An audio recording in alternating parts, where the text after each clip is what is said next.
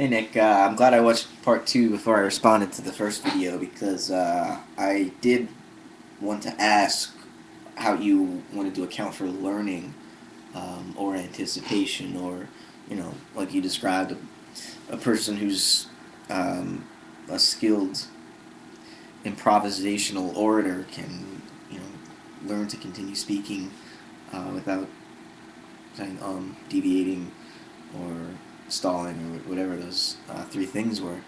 Um, but you pointed that out. But still, I have this question. I mean, I'm not sure if I disagree with you because, well, here's what I heard, and if it's not what you said, then tell me. Because if this is what you said, then I think I agree with you.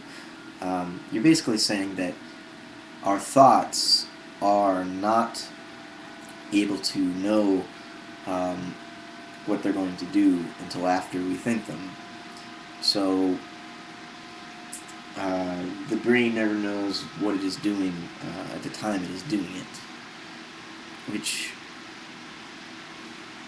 okay, but what is a thought really? I mean, maybe we conceive of it as a reflection of reality, and we can have thoughts about thoughts, a reflection of a reflection, and a thought about a thought about a thought, and so forth.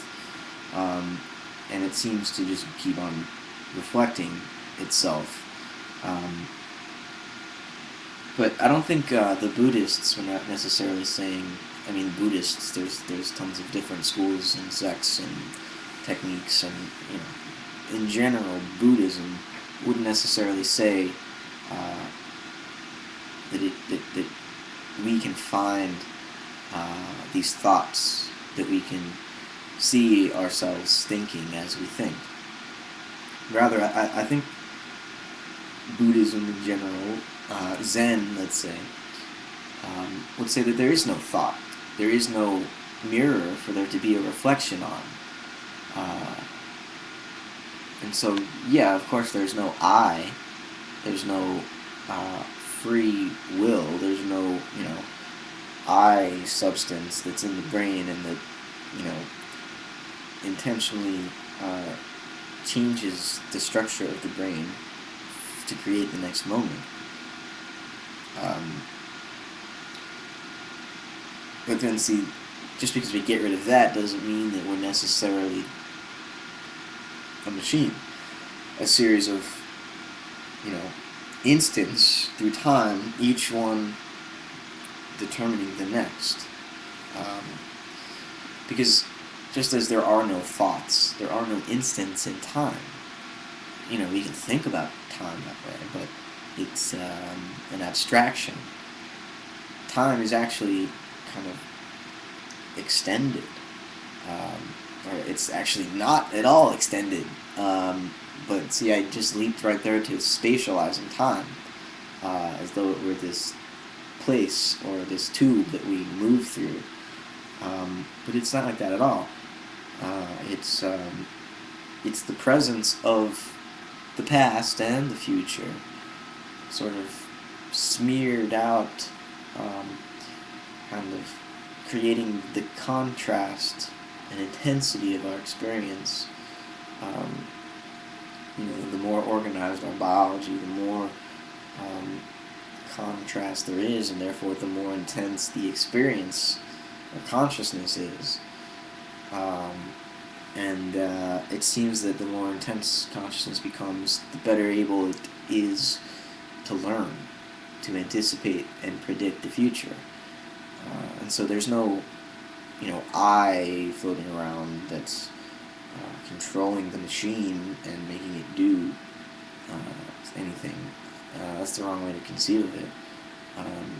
The whole body, the actual biological organism, um, is the product of an evolutionary process that has gotten to where it is today after billions of years because it can feel and know its environment. Um, that seems to be a given. So there's some obvious uh, intelligence and intention and ability and autonomy present in organisms. we're talking billions of years that they survived on the surface of this rock ball. So there's some resiliency. Uh, anyway, I guess we could talk about this as though, yeah, well, organisms are just resilient machines, but they weren't built by anybody.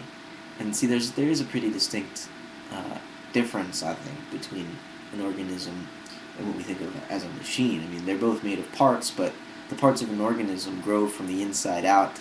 They all produce each other, and they exist for each other and for the sake of the whole organism. The parts of a machine are put together by an external agent, and each one is kind of replaceable. It exists of itself, and it's only externally related to the rest of the parts in the machine.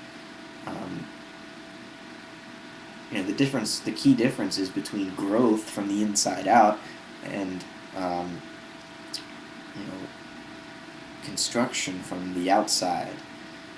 Uh, and I think the difference is, when you recognize an organism or something as alive as distinct from mechanical, you're seeing that there's an inside there.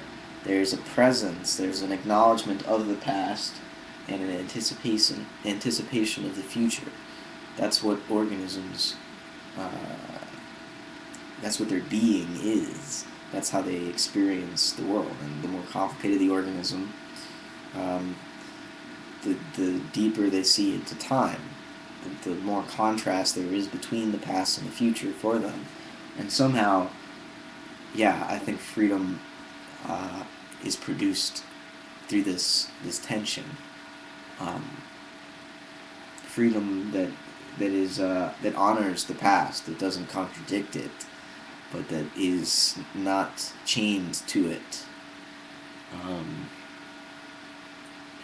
So to sum up, thought isn't necessarily reflection.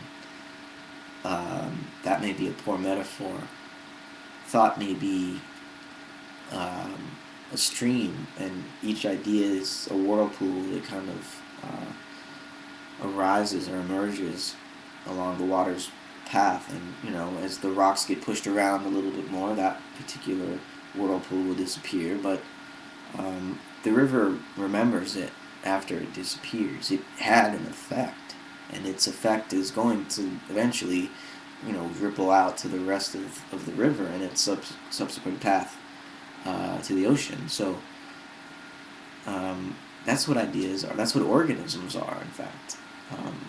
Whirlpools in a river. And see, when you think of it this way, you realize it's not... I mean, maybe you never thought it was so bad. I don't think you understand your particular form of determinism as a depressing philosophy, but I don't know, I'm just playing with metaphors here, and let me know if they ring any bells for you.